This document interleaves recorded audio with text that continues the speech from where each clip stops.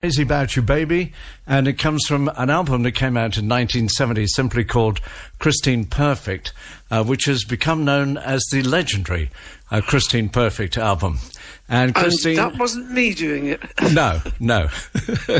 And Christine, with a bit of a cold, is on the line now. Very good afternoon. Good afternoon to you. So, when you decided to leave Chicken Shack, was that because you'd met John McVie and got married to John? Primarily, yeah, because the trouble was that he was in one band, John, and I was in another, so we'd end up hardly ever seeing each other. And Fleetwood Mac were big. Back in those days, they were riding the crest, and Chicken Shack were making a good living, but nothing that special. So I decided to give up so I could spend more time with John. And then Peter Green left, and that must have led to discussions about how can we continue without Peter Green, and in a way you kind of saved the day. Well, I mean, they started off rehearsing. We rented this house called Kiln House, which is one of the album titles, and I was just in the kitchen with the girls cooking, you know, and they were rehearsing, but they felt it sounded a bit empty with just the four of them. So, I mean, Mick had a revelation and said, hey, you know all these songs, why don't you join? So, let me tell you, 10 days afterwards, I was in New Orleans playing with Fleetwood Mac. Wow. But of course, they were my complete heroes, you know, have been for years and years. So you knew all the songs, really, because you were a fan? Well, because I could listen to them through the wall. They had a rehearsal room right adjacent to the kitchen. So I got to know all the songs, and you know, it wasn't very difficult for me to figure out something to play. Now, you did the album's cover, a painting for Kiln House, a lovely painting. Didn't you think about becoming an art teacher at one point? Well, I thought it. My parents thought about it, more precise to say, but I didn't continue on to get the teaching course because I knew I didn't want to teach.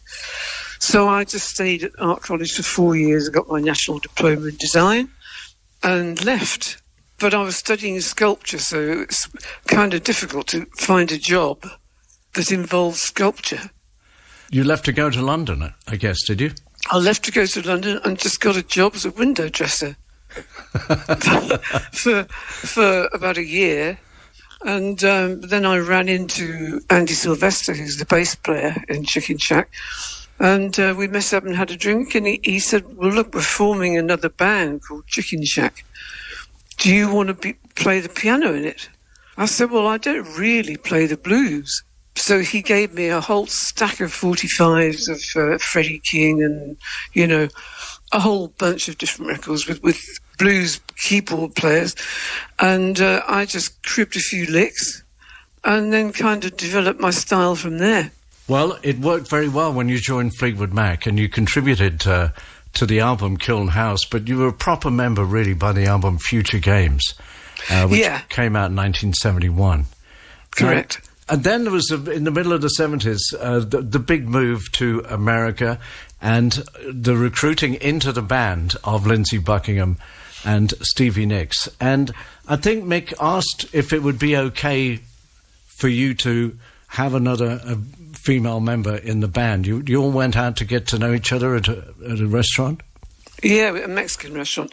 Yeah, because, Mick said it all hinges on me because I'd never had another girl in the band before. And, of course, if I didn't get on with her, that would have put an iron in the fire. So it just so turned out that I really did like her. And she had a great sense of humour and we got on really well. So I said, OK, my signature of approval. Which led to the most amazing success, which started with the album called Fleetwood Mac. It came out in 1975, and 2 top 20 singles that you wrote, Over My Head and Say You Love Me. We didn't know what we got, really. I suppose we did, because the first rehearsal we did in a tiny little underground rehearsal room, I'd written a song called Say You Love Me, and I just played it for them in there.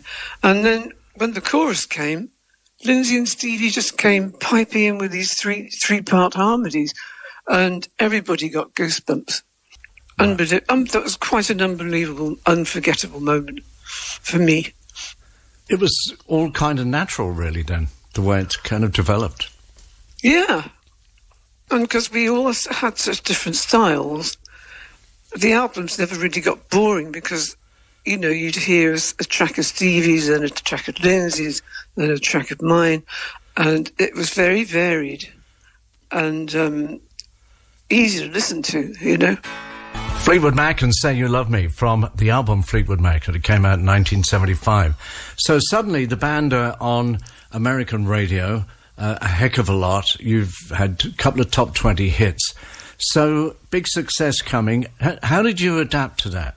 I think we just kind of slid into it. I don't think, you know, we were so busy, no one was really watching the charts or taking much notice of reading reviews or anything like that. It just seemed that overnight, by the time rumours hit, we didn't know what was going on. And was there constant touring going on at the time, where they kept adding shows to the tour? Yeah, we toured a lot. And we were in the studio for much longer than people are these days. We'd be in the studio for a year. Wow. God, how do you put up with that? Well, it was the norm back then.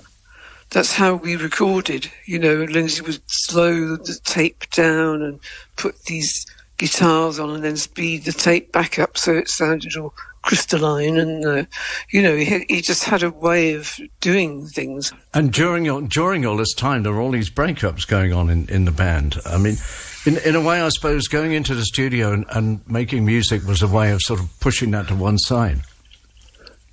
Yeah, I mean, because I think the music obviously came first.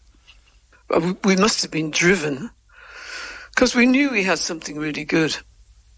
Tell me about the song Songbird.